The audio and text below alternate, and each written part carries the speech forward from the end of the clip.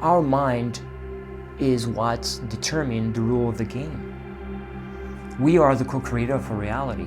So with our mind, we're going to co-create, or we're going to determine what is possible versus what is not possible.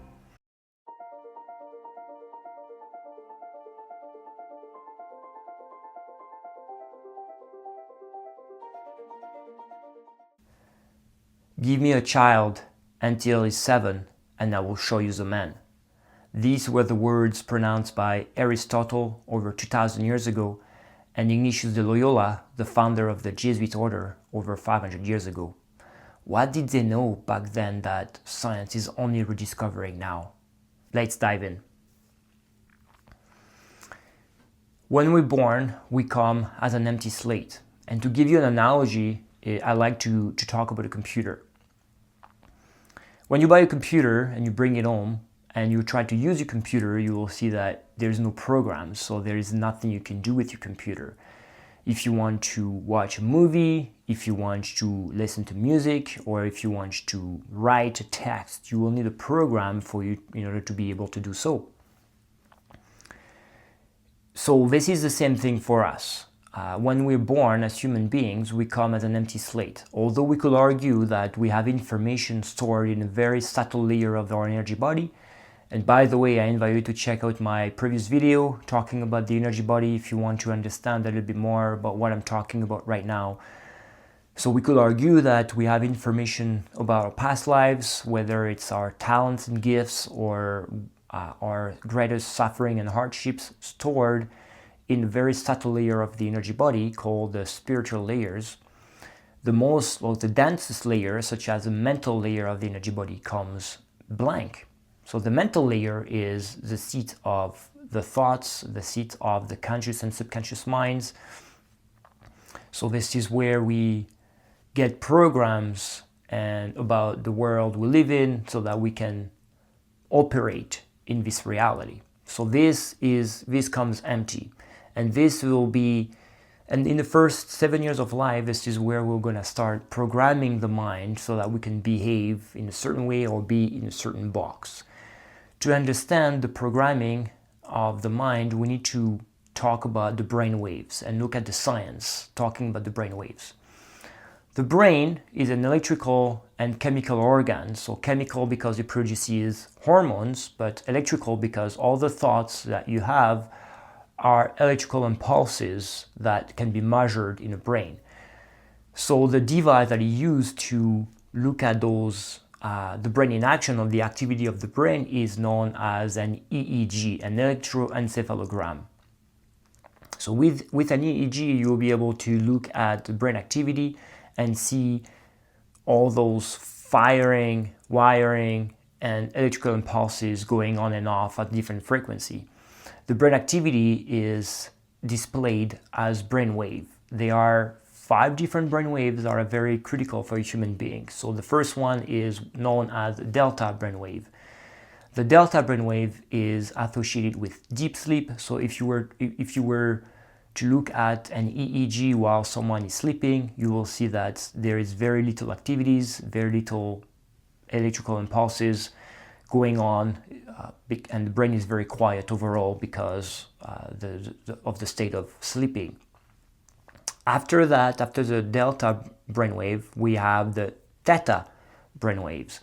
The theta brainwaves are the twilight between the state of sleeping and the wakefulness state. So this is basically where you're going through when you're very tired at night, before falling asleep, or when you wake up in the morning before being fully awake. You will enter this theta brainwave where you will be in the twilight zone a little bit.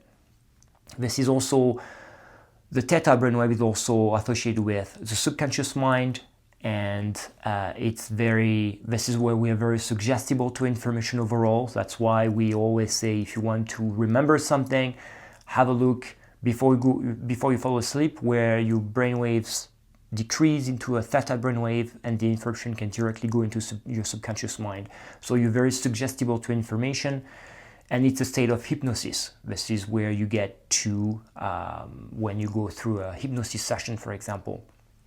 After the theta brainwave, we have what we call the alpha brainwave. The alpha brainwave is associated with very deep relaxation. So if you are doing activities such as meditation, for example, or if you are listening to beautiful music while having a bath, you're probably going to be in an alpha brainwave. And then we have the state of arousal, which is known as the beta brainwave, where you need to pay attention to something, or if you're reading a book, you need to understand something. You'll be in beta brainwaves. And there is other brainwaves. There is different state of beta brainwaves. There is low, mid, and high beta, and there is also a state of gamma brainwave. And if this is something you're interested in learning more, I invite you to check out my book on Amazon, The Science of Breaking Free. I left the link down below in the description. But if we go back to the first 7 years of life, as I said, we come with an empty slate, so meaning we don't have any programs. So as we go through our developmental stages, so as we are born as a baby, during the first years of life, our brain mostly operates in delta brainwave. That's the reason why babies and infants, they need to sleep a lot, is because they have little consciousness at this point in development, and they operate mostly in delta. Between the age of 2 all the way to 7 years old, this is where the child will be operating most of the time in theta brainwave. And theta brainwave is related to creativity, imagination. That's why kids, they have very, very deep and strong imagination at this age, where they think everything is possible, is because they don't have this analytical mind developed yet. So it means they don't analyze the information, and they just take it as is, as the truth. So this is during that period of time in theta, and if you remember, it's associated with the subconscious mind.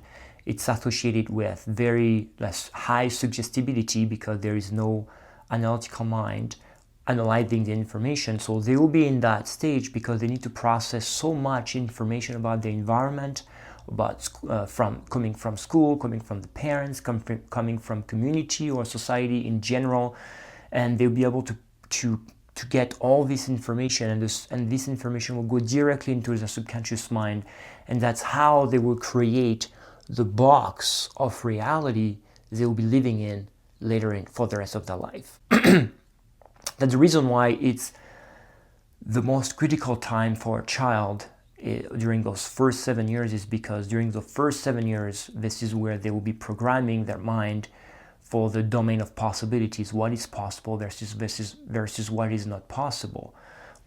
In what box do we want to live in? Do we want to live in a very short, small, narrow box, or do you want to live in a very expanded box? Unfortunately, we live in a world where society teaches us giving us most limiting belief systems, limiting information about who we are as human beings, what we are capable of doing.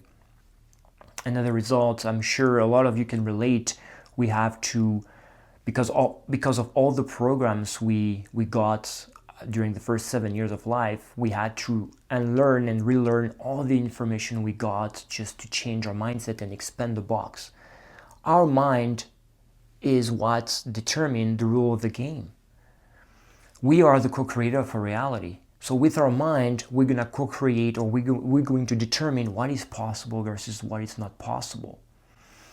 So during the first 7 years of life, if we give very self-destructive information to kids, boys don't cry, and then we wonder why men have a hard time to show their emotions when they are an adult, because of the programs boys don't cry, the programs of being a victim, living in a victim mindset. If something happened to you, is because you're a victim, or it's because you were in the wrong place at the wrong time. Again, and then you're going to live your life as a victim. All this information about all the limiting belief system you can have about yourself. Everything that exists can only be seen by our eyes. Another program that we give to child, and then we wonder why people are so close-minded overall. So this is a time as conscious parents, and remember, as conscious parents, kids are not only getting information about what we're telling them, but they're also observing how we behave in our life, how we behave in certain situations, and that's what they're going to take as information into the subconscious mind. So if you live in a relationship that you're not thriving, that's the only reference that your child is going to have. And then when they're going to get older and they're going to be in their own relationship, that's something they're going to reproduce because they think that's how a relationship should be. The parents are the reference for the kids. So that's where our responsibility is very important, and especially during those first 7 years of age, where kids don't have an analytical mind to analyze information and just take everything directly into the subconscious mind. This is our duty as conscious parents, to really teach them about possibilities, to teach them about the energy world, to teach them about the invisible world, to teach them about co-creation and manifestation, to teach them and giving them all those very empowering information about themselves and about the world, the self-healing capability that we have as human beings. Could you imagine how powerful and limitless this new generation could be if we were able to break the cycle and give them and teach them all this empowering knowledge about themselves and about the world we live in? We are the one breaking the cycle. We are the one making them thrive. We are the one teaching them, or in need to teach them, all this information. Aristotle 2000 years ago knew about it, and Ignatius de Loyola knew about it 500 years ago, that the first 7 years of life will determine how someone will live their life as an adult, will determine in what box do you want to live in.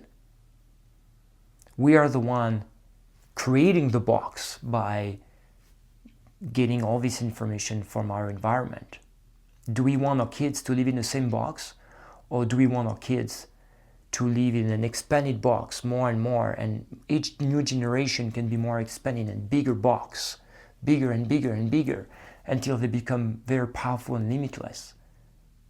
If so, that's our duty to teach them about and to give them very empowering knowledge about themselves and about the world during those 7 years of age. If there is a time you need to be with your kids, this is the first 7 years. If there is a time you want to bond with your kids, this is in the first 7 years. I hope you understand a little bit better why the first 7 years are very important, and what science has been saying about it, and why those past generations or past civilizations knew about the importance of the 7 years of age. And I hope now, as conscious beings, we can be the one breaking the cycle and finally giving them empowering information so that they don't have to go through the same process as we have been going through. If this is a topic you want to hear more about it, please subscribe to my channel, like the video, share the video with your friends and family. Check out my book on Amazon. I'll leave the link down below in the description. I talk a little bit more about the science behind it. And for now, I'll see you in the next video.